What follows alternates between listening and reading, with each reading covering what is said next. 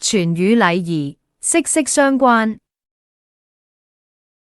60年前，若有人問天主教會可否被稱為福傳教會，一定會有部分天主教徒及所有基督教福音教會表示不會。基督教會是可以精簡佈道及福傳的教會，而天主教會則被稱為禮儀及法規的教會，堅守傳統、聖統制及聖事等。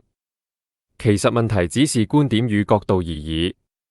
無可厚非，從16世紀開始，天主教會的強大力支持外方傳教工作，同時亦有很多突出的平信徒福傳工作，例如韓國教會的祭立。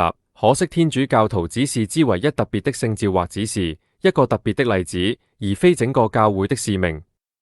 凡爾以後，天主教會醒覺到自己福傳的本質，並以不同的方式將之發展。